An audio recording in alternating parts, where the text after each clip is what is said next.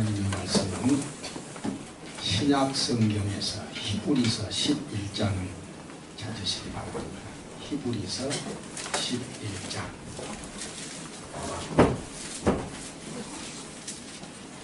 내가 가진 성경으로는 365페이지가 되겠습니다. 히브리서 11장 13절 말씀부터 16절에 있는 말씀을 제가 봉독해 드립니다. 이 사람들은 다 믿음을 따라 죽었으며 약속을 받지 못하였으되 그것들을 멀리서 보고 환영하며 또 땅에서는 외국인과 나그네임을 증언하였으니 그들이 같이 말하는 것은 자기들이 본향 찾는 자임을 나타냅니다. 그들이 나온 바 본향을 생각하였다면 돌아갈 기회가 있었으려니와 그들이 이제는 더 나은 본향을 사모하니 곧 하늘에 있는 것이라. 이러므로 하나님이 그들의 하나님이라 일컬음을 받으심을 부끄러워하지 아니하시고 그들을 위하여 한 성을 예비하셨느니라. 아멘. 오늘 말씀 제목은 본향 찾는 인생, 본향 찾는 인생이라고 하는 제목으로 말씀을 드리려고 합니다. 말씀을 드리기 전에 아까 장로님이 저를 소개해 주셨습니다.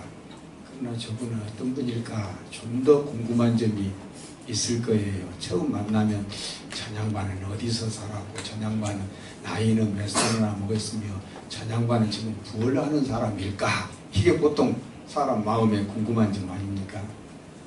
저는 일찍이 1953년도 6.25 전쟁이 끝나고 얼마 되지 않은 1956년도에 조그마한 어린아이로 가만히 한 장을 끌고 다니면서 교회가 없어서 선생님에게 하나님이 세상을 이처럼 사랑하사 그 노래를 배우면서 제 이름자를 쓰게 되었고 그러면서부터 신앙을 시작해서 줄곧 오늘 이 시간까지 믿음으로 이렇게 주의 일에 열중하고 있습니다. 제가 1956년도에 제일 먼저 예수를 믿고 하고 싶은 일이 하나 있었는데 성경책 한 권 갖고 싶은 일이었습니다. 어린 나이에 성경책이 그렇게 갖고 싶어요. 그래서 성경책을 어떻게 하면 살 수 있을까 하고서 성경책 사는 연구를 했습니다.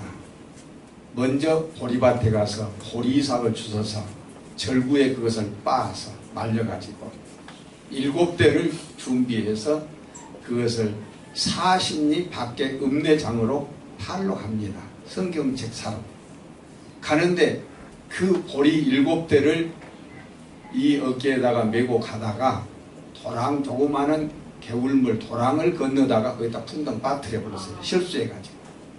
물이 불었으니 누가 그 보리를 사줄 사람이 있어야죠. 동네에서 어느 분이 귀한 어르신 한 분이 따라오다가 제 모습을 보고서 아는지라 장사꾼에게 말씀을 해가지고 저 아이가 빠뜨린 보리 당신이 사주시오. 당신이 사면 당신은 금방 말리면 괜찮으니까 사주시오. 그래서 한 배에 7환, 그때 돈으로 7환, 그러니까 7원을 받아가지고 7대니까 77원 49, 49원인데 성경을 사려고 하니까 560원이에요. 그 560원인데 그 돈을 어떻게 할까 하다가 그걸 팔아가지고 닭을 한 마리 사가지고 닭을 계속 키우면서 알 나면 또 그걸 팔고 또 그 이제 닭을 늘려가지고 그렇게 해서 560판을 만들어가지고 성경을 1956년도에 딱 사는데 지금처럼 서점이 있으면 좋겠는데 그때는 서점이 없으니까 어디 가서 성경을 사야 될지 모르는데 한참 시장 바닥을 이제 돌아다니다 보니까 고무신전에가 책을 몇 권 놓고 파는 데가 있더라고요. 그래서 혹시 성경책 팝니까? 하고 물어봤더니 성경책 한 권이 유일하게 딱 있어요. 그래서 됐다.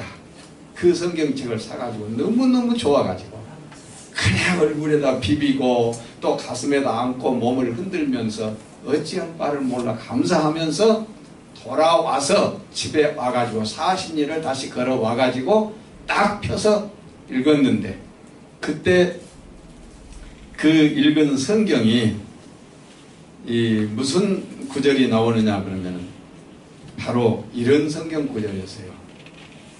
돈을 사랑하지 말지니 돈을 사랑함이 일만하게 뿌리가 되느니라. 그래서 그 말씀을 내 일평생 머릿속에다 박아놓고 이 말씀을 정말 그대로 믿고 살려고 노력을 했는데, 하나님께서 어느 날 저를 목사 만들어 주셨어요. 할렐루야. 저는 목사 될까 생각도 못했는데 하나님께서 목사를 만드시는데 기가 막히게 만드셔요. 내가 오락달싹 못하게 하나님의 각본 속에서 탁탁 연출을 시키는 거예요.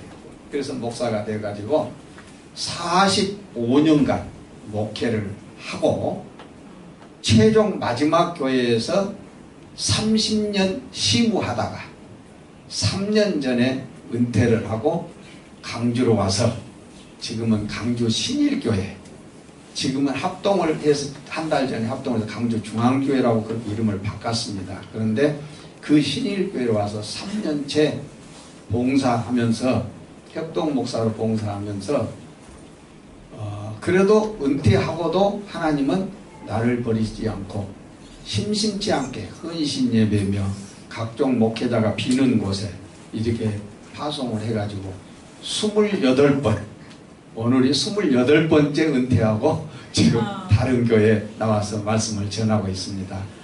우리 이 동교회 교회는 보니까 내가 들어오면서부터 지금 감동스러운 게 있어서 늘 입가에 미소를 흘리면서 앉아 있었어요. 약 1시간 가까이 기다렸는데, 그런데 이 교회는 아주 작은 교회. 그게 뭐냐 그러면 역사가 작다는 거예요. 짧아 보니까. 그런데 역사가 짧은데 교회가 있을 건 다 있네. 목사님 있지요, 사모님 있지요, 장로님 있지요, 권사님도 있고, 또 여기 드럼 치는 악사도 있고, 전자올견 하시는 분도 있고, 앞에 나와서 아까 초등학교 2학년 했는가? 아는 것 같은데 내가 보기에는 눈을 지그시 감고 찬송을 앞에서 인도하는데 기가 막히게 내 마음을 아주 심금을 울리는 그런 찬송을 하면서 참 이렇게 하면서 그 모습이 얼마나 아름다운지요. 아멘. 내가 은혜 받았습니다. 아멘. 은혜 받았어. 친구 이름이 뭐지? 박하늘? 장로님 손자 아니세요 혹시? 그러죠. 좀 얼굴이 닮은 것 같아요.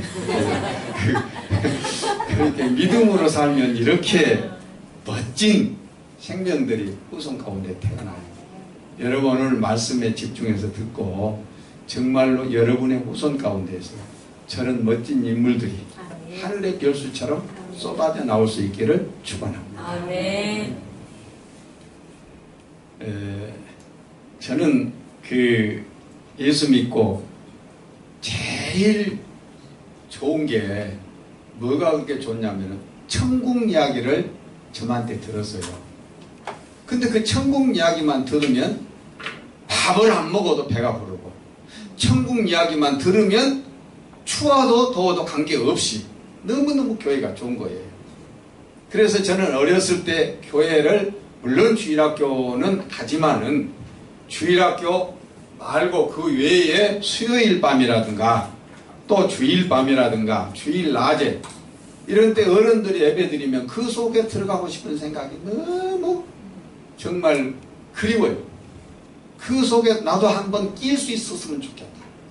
그러니까 이제 아이들은 못 오게 합니다. 그때 예배당도 조그만 하니까 못 오게 하는데, 저녁에 목사님 설교를 들으려고 저 유리창가에 가서 쫓겨날까봐, 그것도 못 오게 할까봐 그 유리창가에 소리 안 나게 가만히 귀를 기울이고 목사님 설교를 들었던 그 재미, 지금도 그게 안 잊혀져요. 얼마나 목사님 말씀이 재밌고 좋은지. 그런데 그때 목사님이 철로 역정 강해를 하시더라고. 수요일 밤인데. 그래서 철로 역정이 뭐인지도 몰랐어요. 그랬는데 내가 나중에 알고 보니까 바로 그런 것이구나 하고 깨달았습니다만, 철로 역정 가운데 천국에까지 가는 여정을 싹 그림 보여주듯이 목사님이 수요일 날 강해 설교를 해주시는데 그게 제 머릿속에 딱 바뀌었어요. 바로 이거다. 나는 천국을 바라보며 믿음으로 변치 않고 하나님 중심, 말씀 중심, 교회 중심으로 살아야겠다. 할렐루야! 하고서 마음에 딱 작정을 하고 걸어온 게 오늘까지 변함이 없었어요. 친구 한 명 밖에서 사귄 적이 없습니다. 왜? 주일날 나가야 친구들하고 만나서 어디 놀러도 가고 친구들한테 주일 지키다 하고 보니까 친구들을 다 잊었어요. 그래서 제게는 세상에 친구는 하나도 없습니다. 목사님 친구는 많아요. 네, 목사님 친구들은 많고 교인들은 있는데 세상 친구는 없어요. 일평생을 세상 친구를 하나도 못 사귀었어요. 술 먹는 사람들, 담배 피우는 사람들, 또 주일을 빼먹고 놀러 가는 사람들, 그 속에 낄 수가 없어서, 그래서 신앙 하나 지키려고 하다 보니까 너무 애로운 세상을 살다가 3년 전에 은퇴를 했더니 이제는 얼마나 자유스러운지, 집에 있을 때는 넥타이 한번 풀고 생활할 때가 별로 없고, 운동화를 신고 싶어도 운동화 신어본 경험이 별로 없고, 그리고 추리닝을 한번 간단히 입고 놀러 나가고 싶어도 추리닝 한번 운동할 때를 빼고는 입어본 적이 없고, 그렇게 살다가 성지순례를 공짜로 보내준다는데 2번이나 공짜로 갈 수 있는 기회가 있는데 교인들 예배 시간에 와서 날 기다릴 거 생각하니 그건 못 잊어서 공짜로 보내주는 성지순례도 2번이나 못 가버렸습니다.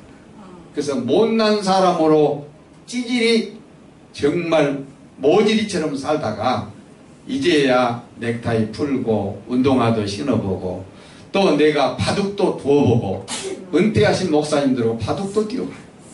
그러니까 세상 살맛이, 과거에는 예수님 믿는 것으로 살맛이 났는데 아니 예수 믿으면서 또 조금 자유를 가지니까 더 좋네. 예, 넥타이도 풀고 운동화도 신고 추리닝도 입어보고. 그래서 요즘은요, 현재 목회할 때보다, 현장에서 목회할 때보다 그 즐거움이 배로 늘었어요. 할렐루야. 배로 늘었어요. 그래서 너무너무 즐겁고 너무너무 감사하고 너무너무 좋아요. 그러면서도 나는 늘 지금도 내 영원한 본향 천국을 사모하면서 삽니다. 천국 없는 예수 믿는 삶은 불쌍해요. 천국을 모르는 사람은 정말 예수 믿는 의미가 퇴색되어 버려요. 그래서 여러분 천국을 사모하면서 사시기를 바라는 마음에서요, 제가 오늘 본향 찾는 인생이라고 하는 제목으로 말씀을 잠깐 증거해 드리겠습니다. 시인 가운데 윤동주라는 시인이 있어요. 이 윤동주라는 시인은 일제때 사람으로 짧은 인생, 불과 28살 정도밖에 세상에서 못 살고 독립운동의 저항시를 쓰면서 함께 가담하다가 옥에서 신체 실험을 하는 일본 사람들의 주사를 맞고 자신도 모르게 서서히 죽어간 사람이에요. 그래 죽었어요. 그런데 이 짧은 인생 28살 동안 28년 동안 세상에 살면서 그가 남긴 시 중에 십자가라는 시가 하나 있어요. 그리고 내 인생의 가을이 오면 하는 이 시를, 저는 두 시를 그분의 시 가운데 상당히 좋아해요. 내 인생의 가을이 오면 내용이 이렇습니다. 내 인생의 가을이 오면 나는 나에게 물어볼 것이다. 나는 내 인생의 가을이 오면 나에게 사랑했느냐고 물을 것입니다. 그때 가벼운 마음으로 말할 수 있도록 나는 지금 많은 사람을 사랑하겠습니다. 내 인생의 가을이 오면 나는 나에게 열심히 살았느냐고 물을 겁니다. 그때 자신에게 말할 수 있도록 나는 지금 맞이하고 있는 하루하루를 최선을 다해서 살겠습니다. 내 인생의 가을이 오면 나는 내 자신에게 사람들에게 상처를 준 일이 없느냐고 물을 겁니다. 그때 자신에게 말할 수 있도록 사람들에게 상처 주는 일과 행동을 말아야겠습니다.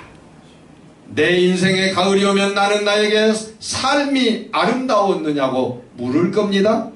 그때 기쁘게 대답할 수 있도록 내 삶의 날들을 기쁘고 아름답게 가꾸어 가겠습니다. 내 인생의 가을이 오면 나는 나에게 어떤 열매를 얼마만큼 맺었느냐고 물을 겁니다. 그때 나는 자랑스럽게 대답하기 위해 지금 나는 내 마음밭에 좋은 생각의 씨앗을 놓는 좋은 말과 좋은 행동의 열매를 부지런히 키워 가겠습니다. 이것이 윤동주 시인의 내 인생의 가을이 오면 이라는 시입니다.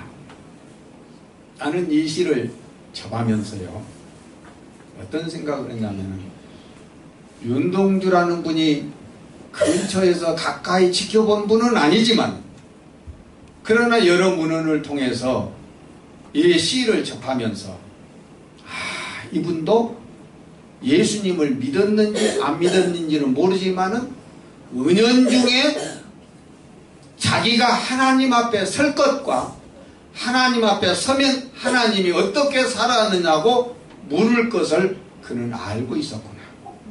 그러기에 하나님이라는 말은 여기서 빠졌지만은 하나님이 내게 물을 것이다 라고는 안 했지만은 자기는 자기 자신에게 묻는 것을 하나님께서 묻는 것으로 답하고 묻고 답하고 있어요. 그래서 윤동주 시인의 업적을 좀 더 깊이 이렇게 한번 이제 조사를 해봤더만 제가 잘 모르지만은 그 내용 가운데 그 할아버지가 장로님이셨다는 그런 설이 얼핏 제가 인지할 수가 있었어요. 그래서 십자가라는 시를 그분이 썼고 그래도 내 인생의 가을이 오면이라는 이런 시를 썼구나 하고서 정말 어떨 때는 이 무릎을 꿇고 이 시를 제가 한 번씩 가끔 되뇌어 봅니다. 사람은 언젠가 하나님 앞에 가야 하고 하나님 앞에 가면 하나님은 묻습니다. 뭐라고? 세상에서 너 어떻게 살았느냐고 물을 겁니다. 예수를 믿었느냐? 믿지 않았느냐? 또 세상에서 선하게 살았느냐? 악하게 살았느냐? 하나님은 알고 계시지만 여러분과 내 입술로 스스로 이실직고 하도록 물으실 거예요. 그때 여러분은 어떻게 대답을 해야 할까요? 나는 수많은 경로당에 다니면서 노인들을 상대로 노인 교실 강의를 많이 했습니다. 근데 노인들이 천국 이야기를 하면은 아주 기분 나쁘게 생각하고 안 들으려고 그래요. 개중에 예수님 믿는 사람들은 그걸 좋게 듣는데 예수님은 거리가 멀게 사는 사람들은 아주 그 소리를 너무 기분 나쁘게 생각해요. 그래서 그 이야기를 꼭 전해야 되겠네 못 하겠다 싶어서 지난번에 해제 노인 교실에 가서 제가 한번 그 이야기를 실제로 이야기를 성경 이야기를 한번 까놓고 해야 되겠다. 거부가 망가게. 그러면서 제가 무슨 말을 했느냐 그러면 여러분 내 이야기를 들어보면 인간이 왜 예수를 믿어야 되는 것인가를 부정할 수가 없을 것입니다. 그러니까 다 끝날 때까지 화내지 마시고 내 강의를 다 들으시고 잘못된 점이 있다면 그때 나에게 물으시고 지적하시고 나에게 말씀을 해주시면 제가 손에 잡히도록 하늘나라에 대해서 말씀을 전해드리겠습니다 하고서 강의를 했더니 한 사람도 저에게 저항하는 사람도 없고 나와서 묻는 사람도 없고 다 그날 내 강의를 듣고 인정을 하면서 고개를 깠다 가셨어요. 그래서 그날 강의는 완타를 쳤습니다. 성경 강의를 했어도 완타를 쳤어요. 불신자들 앞에. 여러분, 왜 사람이 고향을 그리워하는가? 이유가 있단 말이에요. 모든 만물이 다 고향을 사모하는 본능을 가지고 있습니다. 사람만 아니라 동물도, 말 못하는 불도, 물도 다 마찬가지예요. 불은 붙여놓으면 불꽃이 어디로 올라갑니까? 하늘을 향해서 올라갑니다. 왜? 하늘에 저 태양이 불이 아닙니까? 그러니까 그 자기의 본향인 태양을 향해서 불은 계속해서 위로 불꽃이 올라가는 거예요. 보이지 않게 본향을 사모하는 거예요.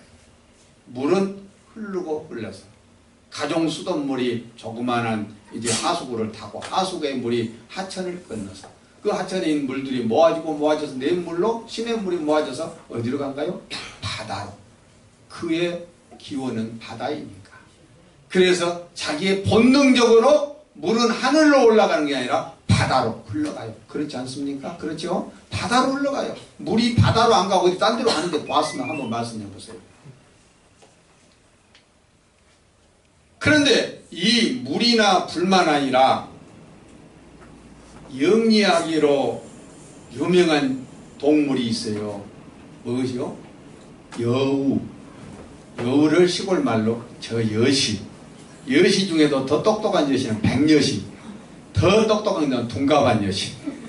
그래 이 여시가 마지막 이 주어진 생을 살다가 지가 죽음이 온다는 것을 몸으로 느껴요. 느끼면 이는 어떻게 행동을 하고 죽는 줄 아세요? 학자들의 이야기를 나는 빌린 거예요. 나는 연구를 안 해봤는데 학자들이 그렇게 이야기를 해놨더라고요. 그런데 이 여우는 자기가 태어난 그 고향을 향해서 꼬리를 그쪽으로 들고 살 이렇게 돌리다가 힘없이 이제 떨어져서 그것을 생을 마감하고 죽는데요. 자기 고향이 그려서 고향으로 꼬리를 고향을 향해서 흔들면서 마지막을 장식한대요. 그 학자들이 연구해서 해놓은 소리니까 나는 잘 모르겠습니다만 아무튼 그렇다고 그래요.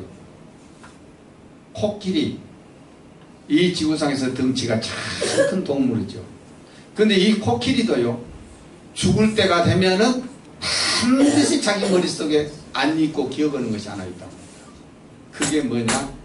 이 코끼리는 죽을 때쯤 되면 지가 태어났던 그 자리로 가서 죽는데요. 지가 태어났던 그 자리 누가 기록해 놓은 것도 없고 누가 가르쳐주고 역사적으로 증거해 준 바도 없지만 본능적으로 자기가 태어난 그곳에 가서 그 큰 덩치를 쓰러뜨리고 결국은 거기서 생을 마감을 한다고 하는 이야기를 들었습니다. 연어라고 하는 고기가 있지요. 이 연어는 원래 민물에서 부화를 해가지고 그게 냇물을 타고 어디로 가냐? 바다로 가서 바다에서 오랫동안 지생을 살다가 이제 다시 산란을 할 때가 되면은 어디로 올라오느냐? 다시 왔던 그 길을 타고 자기가 부화했고 산란되었던 그 고향으로 찾아간다. 그곳을 찾아간다.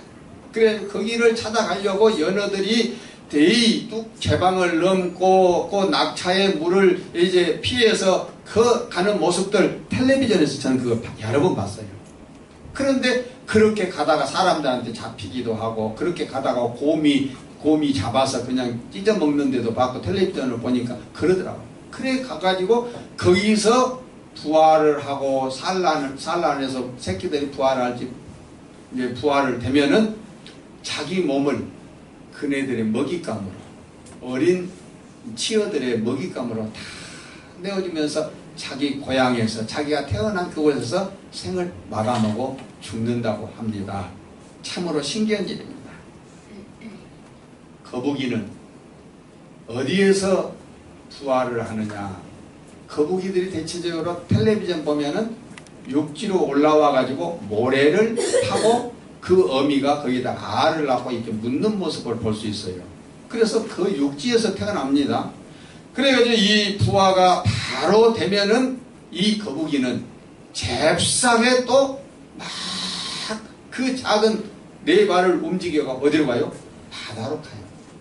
바다에 가서 지 생을 마음껏 누리고 살다가 죽을 때면은 이 거북이도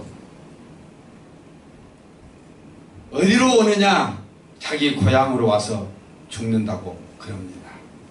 그때 무려 이동하는 거리가 바다에서부터 자기 고향까지 찾아오는데 1500km 정도를 그렇게 누가 가르쳐주지도 않는데 그곳에 와서 결국은 이 거북이도 죽는다고 그래요. 뭐 때문에? 그게 자기의 본능입니다. 본능은 하나님이 주시는 능력이에요.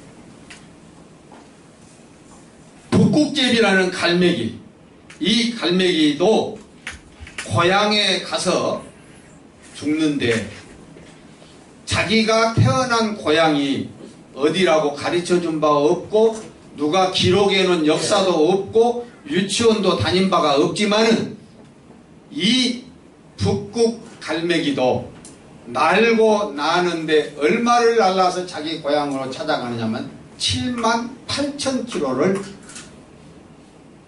머릿속으로 더듬어서 본능적으로 자기 고향으로 가서 거기서 죽는데요. 참. 그래서 이 세상은 모든 만물이 누구의 창작물이에요? 하나님의 창작물이에요. 하나님이 지으셨고 하나님이 그렇게 살도록 했고 하나님이 그렇게 마감을 하도록 했어요. 그런데 우리 인간은 하물며 만물의 영장이고 유치원부터 대학원까지 다 나와 박사 학위가 몇 개나 돼도 천국을 부인하는 사람이 있고 천국을 모르는 사람이 있고 천국에 대해서 알려고도 하지 않는 사람들이 많이 있어요. 그러나 다른 사람은 어땠든지 간에 오늘 여기 나온 광명교회 아름다운 성도 여러분들은 천국을 사모하시기 바랍니다. 천국은 반드시 있습니다. 천국을 사모하면서 사는 사람하고 그냥 교회에 왔다 갔다 하면서 신앙생활하는 사람은 전혀 삶의 차원이 달라요. 천국을 사모하는 사람은 겸손합니다. 천국을 사모하는 사람은 악한 일에 빠져들지 않습니다. 천국을 사모하는 사람은 늘 하나님의 말씀을 사모하고 듣습니다. 천국을 사모하는 사람은 눈을 감아도 천국이 보이고 눈을 떠도 천국이 보이고 가정에 천국이 이루어지고 내 직장에서 천국이 이루어지고 내 생활 주변에서 천국이 이루어지는 삶을 몸소 느끼면서 사는 사람들이에요. 그 사람들은 천국을 사모하는 사람입니다. 그러나 천국을 모르고 사는 사람은 그냥 사니까 사는가 보다라고 그렇게 생각하면서 사죠. 그러면은 오늘 성경 말씀에 무슨 말씀이 있기에 제가 이 말씀을 드냐면은 히브리서 11장 몇 절로 몇 절을 읽었나요? 13절로 16절을 읽었습니다. 그 정도면 오늘 교회에 나오신 분들은 아주 훌륭합니다. 설교 듣고 가도 성경 어디 읽었는지도 모르고 가는 분들이 많아요. 무슨 설교를 했는지 제목도 기억 못하고 가는 사람들이 많아요. 그런데 벌써 성경 히브리서 11장 13절로 16절을 이게 온 안예쁜 목사님이 설교를 했는데도 외우고 있다는 것은 대단한 실력이에요. 정말 여러분 대단한 실력. 믿음이 잘 갖춰졌어요. 오늘 13절에 보면 그러므로 히브리서 11장 13절 그럼 13절 그랬죠. 이 사람들은 다 믿음을 따라 죽었으며 약속을 받지 못하였으되 그것들을 멀리서 보고 환영하며 또 땅에서는 애국인과 나그네임을 증언하였으니 그들이 이같이 말하는 것은 자기들의 본향 찾는 자임을 나타냅니다. 여기 본향이라는 단어가 나왔어요. 본향이 뭐예요? 고향은 뭐고 본향은 뭡니까? 둘이 다 똑같은 거이지. 그렇게 말할 수 있죠. 엄격하게 말하면 고향은 내 육체가 태어난 곳이 고향입니다. 믿습니까? 우리 박용동 장로님은 고향이 내가 알기로는 장성인 줄 알아요. 장성. 그렇죠? 네, 장성 출신이라고. 예. 그게 장성이에요. 나는 전남 한평이에요. 한평군이 태어났어요. 전남 한평군 손불면 산남 2119번지가 제가 태어난 뽕 하고 태어난다. 네. 그래서 자기 육체가 태어난 것이 바로 고향이고 본향은 뭐냐? 본향은 고향과 엇비슷하지만은 내 영혼, 여러분의 영혼이 태어난 것이 바로 본향인 줄로 믿으시기 바랍니다. 그래서 이 본향은 결론적으로 말하면 하나님 나라이고 천국입니다. 그래서 모세나 아브라함이나 이삭이나 모든 믿음의 사람들이, 야곱이나 이런 사람들이 본향 찾는 그 마음으로 본향을 사모하면서, 고향을 사모했다면 고향으로 갔을 거예요. 그러나 그들이 고향을 사모하지 아니하고 고향보다 더 좋은 본향을 사모하면서 이 세상에서 믿음을 잃지 않고 하나님 바라보며 살았습니다. 그래서 그들이 죽어서 하나님 나라에 간 줄로 저는 그렇게 믿고 확신해. 그래서 나도 죽으면 천국 간다는 이 소망 하나가 지금도 확실합니다. 네. 모든 동물들이 죽어서 자기의 태어난 곳을 찾아가는 본능이 있다면 하물며 만물의 영장인 우리 인간이 천국을 사모하는 마음이 없을 수가 있겠다. 어머님의 품속을 그리워하고 내가 태어난 그 장소, 얘들아 오너라 달 따러 가자, 장태 메고 망태 메고 뒷동산으로, 고향이 그리워서 그렇게 우리 어렸을 때 노래 부르면서 살았지 않습니까? 그래서 지금도 고향을 가보고 싶은 마음이 있고, 사람은 늙으면 고향으로 내려가서 객지에 살다가도 고향으로 가서 고향에서 살다가 고향에서 묻히고 싶어 하는 것이 사람의 관심이에요. 그 왜 그렇습니까? 하나님의 창조물로 본능이기 때문에. 본능이기 때문에. 많은 사람들은 죽어도 고향 가서 죽기를 바랍니다. 고향에서 죽지 못하면 객사했다고 해서 옛날에는 함부로 송장이 마을에 들어오지도 잘 못했어요. 자기 고향 땅에서 묻히는 것 얼마나 좋았으면 고향 땅에 내 시신을 묻어주기를 원하겠습니까?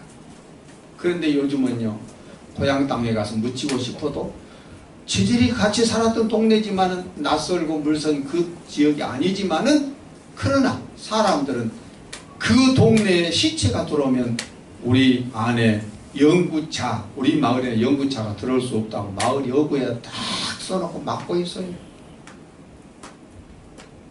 막아서 그 고향 동네는 못 들어갈지라도 여러분과 나는 주님이 계시고 모든 믿음의 선진들이 계시는 하늘나라 저 천국에 들어갈 수 있는 자격자들인 줄로 믿습니다. 네. 그래서 그 땅을 사모하면서 우리가 살잖아요.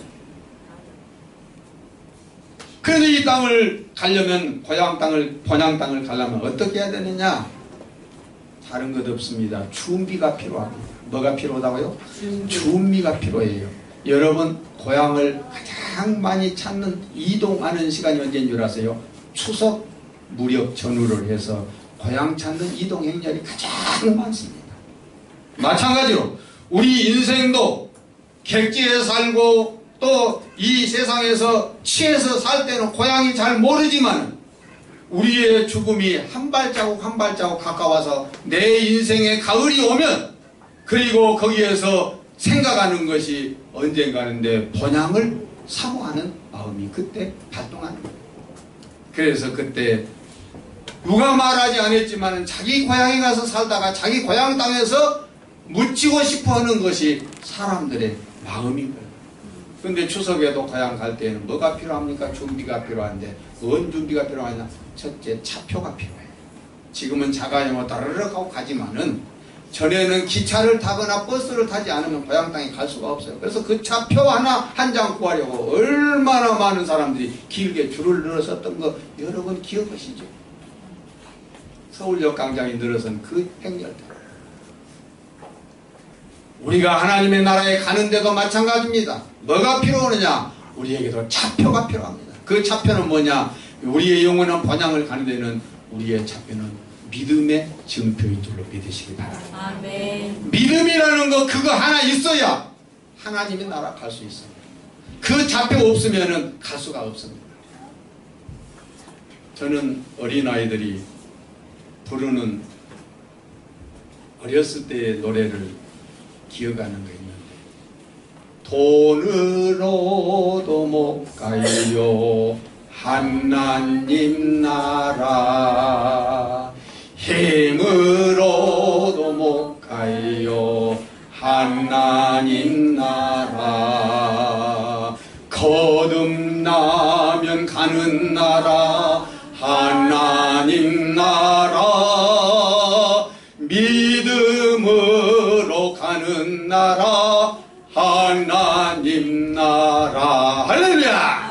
나는 그렇게 어렸을 때 또 배웠고 지금도 그 노래가 기억이 나요. 믿음이 있어야 합니다. 그 다음에 어째 무엇을 준비하느냐? 바로 믿음의 선물이 하나씩 있어야 합니다. 집에 갈 때 빈손 들고 가면 부끄러워요. 몇 년 동안 객지에 살다가 돈 벌어서 오는 줄 알았더니 내 아들 내 딸들이 추석에 빈손으로 오면은 얼마나 부모님들이 서운하고 동네 사람들이 저놈은 객지에 가서 몇 년 동안 굴러다니면서 살더니 빈손으로 오네? 얼마나 부끄럽습니까? 우리는 하늘나라 갈 때 어떤 선물을 준비해야 될까요? 돈으로 산 선물 아닙니다. 그 어떤 아름다운 선물도 아닙니다. 우리의 선물은 착한 행실을 가지고 천국에 그 선물로 가는 거예요. 착한 행실. 우리가 이 세상에서 악하게 살았다면 악하게 산 사람을 누가 천국에서 오라고 내 자리 만들어 놓고 하시겠어요? 예수님 믿었어도 악하게 살았다면 날 불러서 천국으로 들이지 않을 거예요. 우리는 아름다운 저 천국에 아름다운 행실의 열매를 가지고 믿음의 열매가 있는데 사랑, 희락, 화평, 온유, 절제 그리고 오래 참음 이러한 아름다운 믿음의 열매들을 가지고 천국에 갈 수 있기를 축원합니다. 아멘. 그래서 그런 열매들을 평소에 잘 맺어야 돼요. 마지막으로 설교도 못하냐면 길게 한다 그럴 거 없으니까 내가 시간 안에 다 끝낼게요. 나 절대 길게 안 해요. 마지막으로 뭘 준비해야 되냐? 따라합시다. 이건 한번 따라합시다. 옷을 준비하자. 옷을 준비하자. 천국에 가는데 무슨 옷을 준비해야 될까? 여러분 사람들이 죽을 때 무슨 옷 입고 가던가요? 마포옷 입고 가잖아요. 마포옷 입고. 어느 누구도 내가 입던 원피스 입고 가는 사람 없더라고요. 마지막 간에 담을 때 보니까 세마포에다가 다 옷을 갈아입혀서 세마포로 싸서 그렇게 보내더라고요. 조금 있다가 가서 화장을 시킬지라도 세마포 옷으로 다 갈아입어요. 세마포 옷이 무엇입니까? 의의 옷입니다. 이 의의 옷은 천국에 가는 애복입니다. 그래서 우리가 육신의 세마포 옷을 걸쳤다고 해서 그것 갖고 천국 가는 것은 아니지만 믿음의 의의 옷을 갈아입고 천국에 갈 수 있도록 옷을 준비하자. 그런 말씀입니다. 사랑하는 성도 여러분, 우리는 벼슬로도 못 가고 지식으로도 못 가고 어여뽀도 못 가고 마음 찾기도 못 가지만 거듭나면 가는 나라, 믿음으로 가는 나라, 하나님 나라. 그 나라를 사모하면서 언젠가는 우리 주님 다시 이 땅에 오실 때에 주님의 손에 붙들려서 하늘나라로 틀림받는 여러분과 내가 될 수 있기를 주의 이름으로 축원합니다. 기도하십시다. 아버지 감사합니다. 오늘 말씀을 통해서 다시 한번 하늘나라를 사모하게 되었습니다. 주여 우리에게 긍휼을 베푸시어서 자녀 삼아 주셨사옵니다. 우리의 모든 더러운 행실의 옷을 벗어버리고 새로운 세마포 의의 옷을 입고 아버지 나라의 믿음의 증표를 가지고 들어갈 수 있는 우리 모든 성도들이 될 수 있도록 축복하여 주시옵소서. 자비하신 아버지 하나님, 본교회 당회장 박 목사님 출타했습니다. 하나님의 뜻이 계셔서 잠시 출타할 수 있게 하셨사오니 돌아오는 그 발걸음 주께서 인도해 주시고 무사히 도착해서 아름다운 이 재단 아름답게 잘 가꾸어 하나님 앞에 칭찬받는 주의 종이 되게 하여 주시옵소서. 예수님 이름으로 기도드리옵나이다.